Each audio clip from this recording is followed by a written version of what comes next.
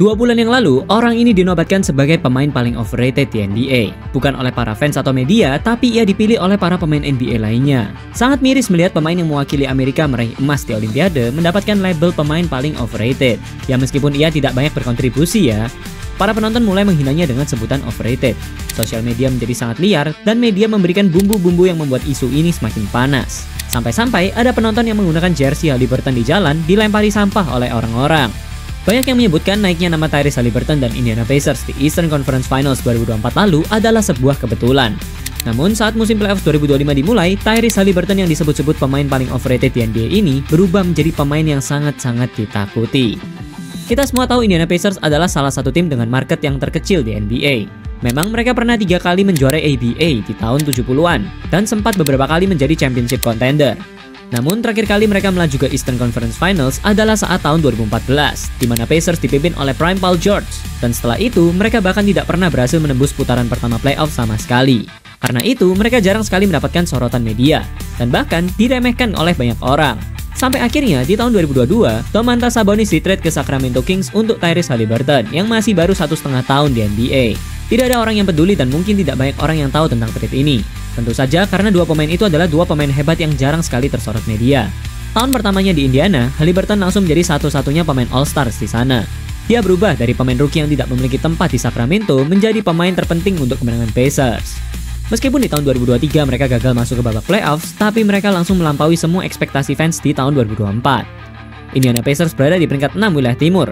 Tyrese Haliburton kembali terpilih ke All-Stars, masuk ke All-NBA Third Team, dan menjadi assist champion di NBA dengan total 10,9 assist per game. Di babak playoffs, mereka juga berhasil melaju sampai ke Eastern Conference Finals, yang secara logika itu sangat tidak mungkin. Dan tidak ada satupun orang yang mengira Pacers akan bisa sampai sejauh itu. Kalian harus tahu, pemimpin mereka, Tyrese Haliburton, bukan tipikal pemain penyerang dengan volume yang sangat besar. Dia adalah pemain yang bisa menyerang dan menjadi fasilitator offense bagi rekan satu timnya. Bahkan setiap malam, performa Haliburton sangat tidak konsisten. Suatu hari dia bisa mencetak 20 atau 30 poin. Lalu besoknya, performanya bisa tiba-tiba langsung drop hanya 1 digit poin. Satu-satunya pemain yang paling konsisten di Pacers adalah Pascal Siakam, dan sisanya adalah pemain muda yang tidak pernah terdengar sebelumnya, seperti Aaron Nesmith dan Andrew Nembhard. Di putaran pertama, mereka berhasil mengalahkan Milwaukee Bucks, yang notabene-nya tim dengan pengalaman jauh lebih banyak dari Pacers, yang isinya mayoritas pemain rookie. Di putaran kedua, mereka berhasil mengalahkan New York Knicks dalam 7 game. Semuanya terlihat sangat tidak masuk akal, dan semua orang mengira tim kuda hitam dari Indiana ini akan melaju ke NBA Finals. Namun ternyata di Eastern Conference Finals, mereka harus kalah telak oleh Boston Celtics dalam 4 game. Setelah musim itu selesai, nama Tyrese Haliburton menjadi sangat terkenal. Ia disebut-sebut menjadi salah satu point guard aktif terbaik di NBA saat itu. Dia memang tidak mendominasi lapangan seperti yang dilakukan pemain lain dengan keatletisannya atau kemampuan mencetak angkanya. Tapi Haliburton mendominasi dengan kepintarannya, IQ bermainnya, dan kemampuan playmaking yang sangat luar biasa. Meskipun begitu, banyak orang masih sulit untuk mengakui hal tersebut. Karena semua orang lebih suka melihat pemain dengan fisik yang dominan, pemain yang bisa mencetak banyak angka, dan bukan pemain yang mendominasi dengan kepintarannya. Jadi, keberhasilan Pacers di tahun 2024 dianggap sebagai sebuah kebetulan. Karena pemain dari tim A cedera, pemain dari tim B cedera, bla bla bla. Meskipun di musim 2025 ini ia terpilih ke All-Stars lagi, Pascal Siakam juga terpilih ke All-Stars lagi, dan Pacers berada di posisi 4 wilayah timur, mereka masih tidak dianggap sebagai championship contender. Jujur, berapa banyak dari kalian yang berekspektasi Pacers akan menjadi juara di musim ini? Mungkin hanya 1 dari 10 yang menonton. Dari Eastern Conference, pendukung terbesar tentu saja adalah Boston Celtics, New York Knicks, lalu Cavs, Milwaukee Bucks, baru Pacers. Karena semua tim-tim itu memiliki superstars-nya, dan sedang panas-panasnya seperti Cavs. Sedangkan Pacers, media menggambarkan seakan-akan Pacers adalah tim hahaha yang dipimpin oleh pemain paling overrated dan tidak konsisten. Lalu tibalah di playoff putaran pertama melawan Milwaukee Bucks lagi. Di atas kertas, sangat jelas Milwaukee Bucks yang akan memenangkannya. Mereka memiliki mantan MVP, Giannis Antetokounmpo, yang masih berada di masa prime-nya. Dan ada juga salah satu point guard veteran terbaik, Damian Lillard. Kalian bisa bilang, di seri itu Giannis adalah pemain yang terbaik. Dia adalah monster yang tidak bisa dihentikan. Setiap pertandingan, ia hampir selalu mencetak di atas 30 poin. Tapi, tim terbaiknya tetap Indiana Pacers. Meskipun tidak ada pemain yang mencetak di atas 20 poin per game, mereka bermain sangat solid. Dengan adanya Tyrese Haliburton, Pacers dengan mudah membobol pertahanan Bucks dengan asis-asisnya yang membuahkan kemenangan. Pacers mengungguli Bucks dengan skor 2-0 di awal, dan semakin jelas bahwa ini bukanlah sebuah kebetulan yang dikatakan oleh banyak orang di musim lalu. Haliburton juga menjadi pemain utama yang memimpin penyerangan Pacers. Dia yang mengatur tempo, call strategi, dan menjadi poros pergerakan bola di Pacers. Seketika level overrated yang ada pada Tyrese Haliburton sudah tidak relevan lagi. Di game 5 yang menjadi game penentu kemenangan Pacers, Giannis bermain sangat mengerikan.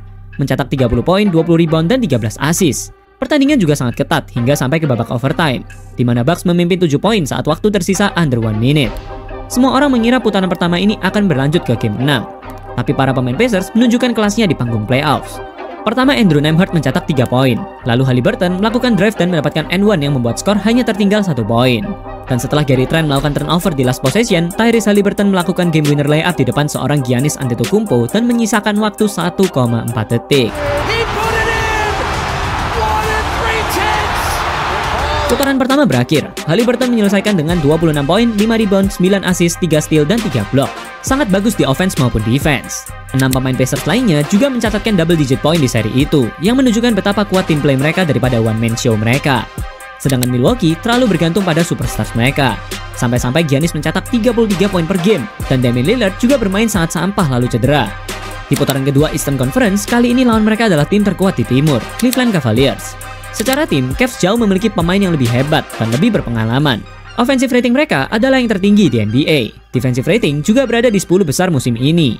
Dan mereka juga memiliki Jarrett Allen yang menjadi pemain paling efisien, dan Evan Mobley yang menjadi Defensive Player of the Year di musim ini.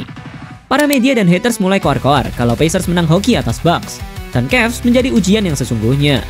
Saat game 1 dimulai, dua tim itu bermain sangat luar biasa. Cavs dengan solid starting five-nya bisa mengungguli Pacers di awal. Dua big man mereka adalah dua big man terbaik di musim ini, dan pemain guard mereka juga mesin pencetak angka yang sangat-sangat hebat, Donovan Mitchell. Namun, Pacers tidak sedikit pun menyerah.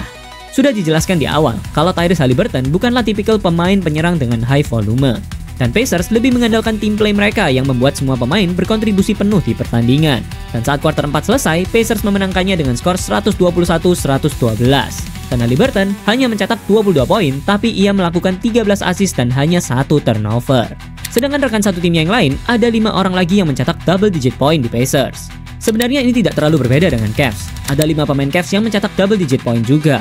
Tapi Cavs masih sangat bergantung dengan Donovan Mitchell, yang menjadi pointer utama mereka.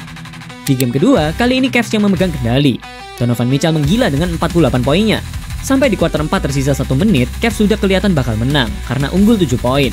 Namun setelah Haliburton berhasil melakukan layup, Aaron Nesmith melakukan putback slam dunk, dan Siakam berhasil melakukan layup, ketertinggalan skor hanya menjadi 3 poin. Last possession dipegang oleh Haliburton. Dia mendapatkan free throw dan inilah yang terjadi. 4 seconds to go. Haliburton for 3. 3 ball. Game winner kedua di musim playoffs yang sama oleh Haliburton, dan Pacers unggul 2-0 atas Cavs. Memasuki game 3, kali ini adalah giliran Cleveland untuk membantai Pacers. Banyak yang bilang ini adalah Garland Effect yang baru kembali dari cedera. Padahal ia hanya mencetak 10 poin dan 4 turnover dalam 24 menit. Sedangkan Donovan Mitchell lagi-lagi mencetak 43 poin dan membantai Pacers dengan skor 126-104. Di game 4, kali ini Donovan Mitchell cedera, dan Pacers meskipun beberapa pemain starter mereka lagi bau, tapi tim play mereka masih sangat bagus. Haliburton hanya mencetak 11 poin dan 5 assist. Siakam 20 poin dan 6 rebound. Tapi karena tim play mereka sangat bagus, 3 pemain cadangan mereka berhasil step up dan mencetak double digit points. Seperti Obi Toppins, Ben Sheppard, dan TJ McConnell. Sedangkan Cavs tanpa Mitchell sama dengan kalah. Agregat menjadi 3-1, dan di game 5, meskipun Mitchell sudah mencetak 35 poin dan Evan Mobley 24 poin, mereka masih belum bisa menyaingi kekuatan skuad Pacers yang semua pemainnya sangat mendalami perannya. Tidak ada ball hawk, tidak ada one man show, hanya ada tim. Bukannya mau menjelekkan Darius Garland, cuman di video shorts yang udah pernah aku buat, di situ banyak orang yang komen kalau Cavs kalah gara-gara tidak ada Garland. Menurut gua sih nggak ada efeknya ya, karena setiap pertandingan yang dia ikuti, dia selalu menjadi top turnover. Lalu, ini yang tidak banyak orang lihat. Selama musim reguler, Pacers sempat melawan Cavs sebanyak 4 kali, dan Pacers menang sebanyak 3 kali.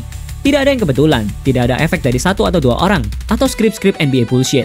Tim yang tahun lalu berhasil sampai ke Eastern Conference Finals karena hoki, kini kembali membuktikan ke semua orang kalau mereka emang layak. Haliburton yang dibilang pemain paling overrated di NBA juga membuktikan kalau dia bisa memimpin Pacers membantai tim-tim yang berada di peringkat atasnya. Dan label pemain overrated yang diberikan oleh para pemain NBA sekarang terlihat seperti para pemain lain iri terhadap Haliburton. Memasuki Eastern Conference Finals melawan New York Knicks, yang notabene-nya berisi para pemain bintang dan memiliki pangsa pasar terbesar di Amerika, mental pemain Pacers masih tetap sama. Dan sampai video ini dibuat, Pacers telah memimpin 3-2 atas New York. Haliburton, di game pertama ia kembali menghancurkan mental para pemain dan fans New York dengan clutch shotnya yang membuat pertandingan berlanjut ke babak overtime. He'll take it. He'll backpedal a 3 for the win and Dan setelah turnover dari Jalen Brunson di 20 detik terakhir dan Obi Toppin berhasil melebarkan jarak jadi 3 poin, Pacers win their first game. Di game 4 kemarin, Haliburton juga mencetak sejarah baru dengan performa 32 poin, 12 rebound, 15 assist, 4 steal, dan 0 turnover. Menjadi orang pertama dalam sejarah NBA yang mengukir statistik tersebut. Pertanyaannya, apakah label pemain overrated masih ada dalam diri Tyrese Haliburton? Atau dia hanya kurang dihargai karena berada di salah satu tim dengan pasar terkecil di NBA yang jarang sekali tersorot media? Dan sekarang, semua pemain yang melabelinya overrated harus menerima pembalasannya dan menyesalinya. You know, for me, I just control what I can, man. Yeah, I mean, overrate that. Jadi, akankah Pacers bisa mendapatkan NBA title pertamanya atau mereka akan berakhir di bantai OKC Thunder? Mari kita lihat beberapa minggu ke depan. Jangan lupa like dan subscribe untuk video yang lebih menarik.